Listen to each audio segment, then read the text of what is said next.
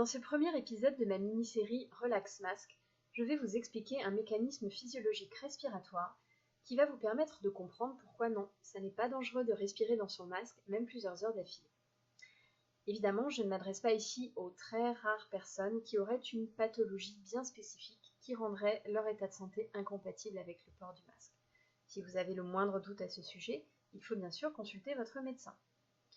Et puis avant de rentrer dans mes explications physiologiques, je vais vous rappeler quelque chose qui devrait vous rassurer.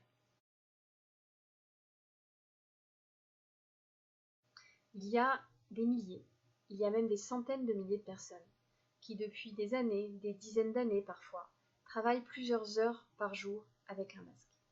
Il y a des milliers de personnes, voire des centaines de milliers de personnes dans le monde qui se déplacent, qui ont un mode de transport qu'ils utilisent masqué.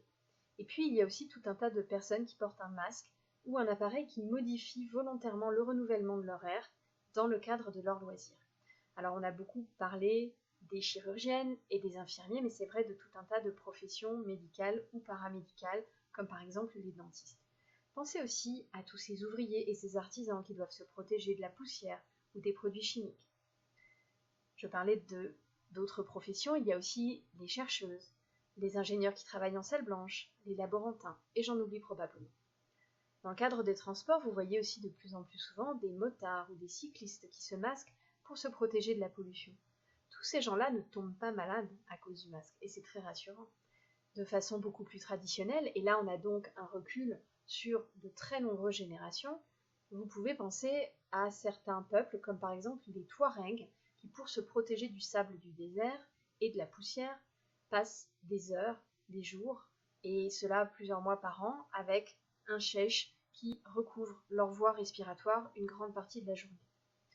Et puis, il y a aussi, et ça vous ne le savez peut-être pas, de plus en plus de sportifs qui pratiquent leur sport masqués, des gros masques bien épais, pour améliorer leur capacité respiratoire, pour améliorer la façon dont ils arrivent à inspirer. Donc il y a plein de gens qui font des efforts masqués pour améliorer leurs conditions physiques.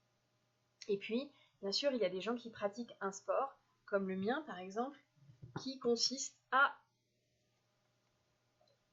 faire des efforts avec des appareils qui modifient, et ce de façon bien évidemment complètement volontaire, la façon dont nous respirons. Il y a des centaines de milliers de pratiquants de snorkeling, d'apnée, de nage avec palme, de nage en eau vive et d'autres sports que j'oublie sûrement, qui respirent ainsi pendant des heures en produisant des efforts intenses. Et fort heureusement, ça ne nous a jamais rendu malades. Alors quel rapport entre ça, en tout cas ça, et le masque que vous devez porter pour vous protéger du virus? Je vous l'explique dans la deuxième partie de cette vidéo.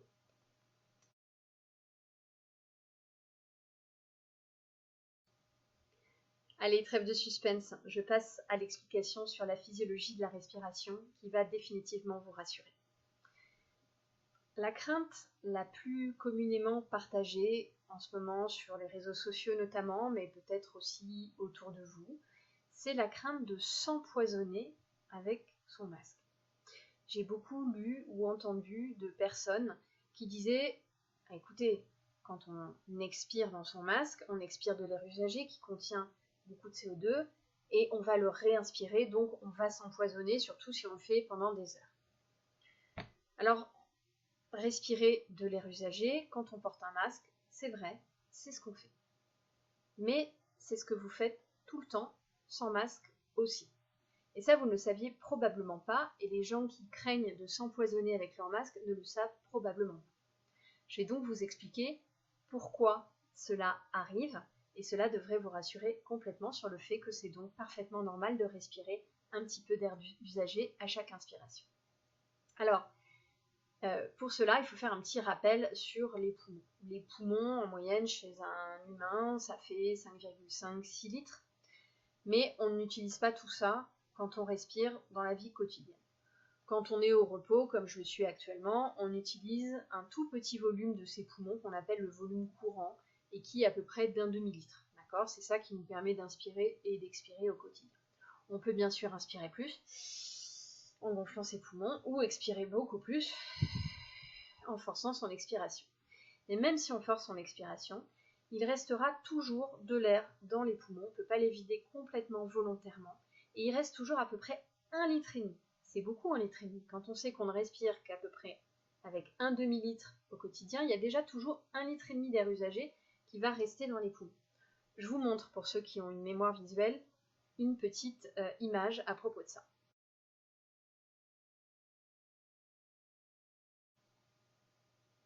Voilà, donc vous avez vu un petit volume pour respirer dans la vie quotidienne et un gros volume qui reste avec de l'air usagé qui est en permanence dans les poumons.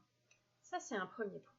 Deuxième point, quand on inspire, on va toujours inspirer de l'air usagé. Pourquoi? Parce que non seulement on ne peut pas complètement vider ses poumons, mais quand on expire, l'air usagé qui est dans les poumons, il va sortir, mais il ne sort pas complètement. Il en reste toujours, non seulement dans vos poumons, mais aussi dans vos bronches, votre trachée, vos voies respiratoires supérieures, cavité buccale, cavité nasale. Et tout cet espace-là, dans lequel il y a de l'air usagé qui reste, même quand vous soufflez, il y a toujours de l'air à l'intérieur, cet air usagé, ce volume, on l'appelle l'espace mort. C'est pas très joli comme expression, c'est même un peu effrayant, mais en gros, vous pouvez vous en rappeler en disant ça c'est mort pour l'air frais, d'accord? C'est de l'air usagé qui reste là. Du coup, dans votre vie, depuis que vous êtes petit, à chaque fois que vous avez pris une inspiration,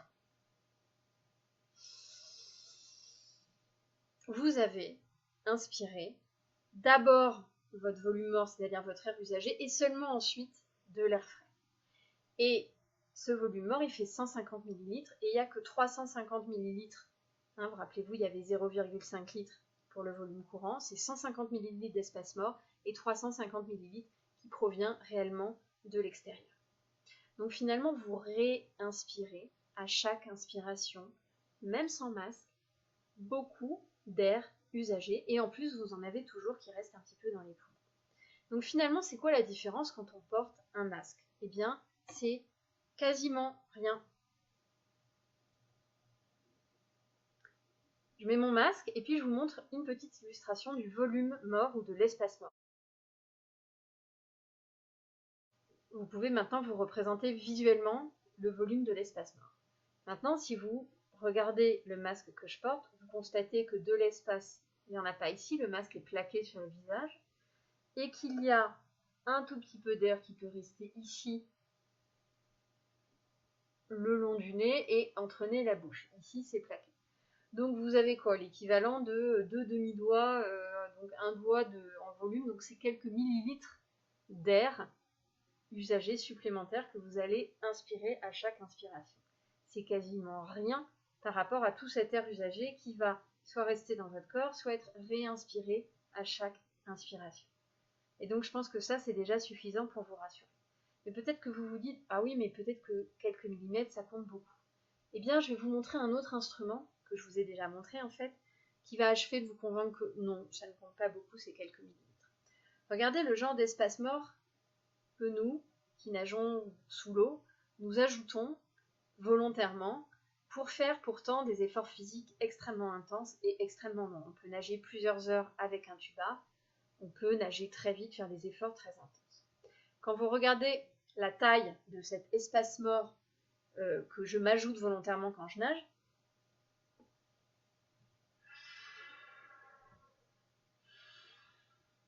vous pouvez constater qu'il fait à peu près, si je le compare à mon espace mort naturel, 2 fois la taille de mes 150 ml d'espace mort naturel. Et pourtant, respirer avec ça ne rend personne malade.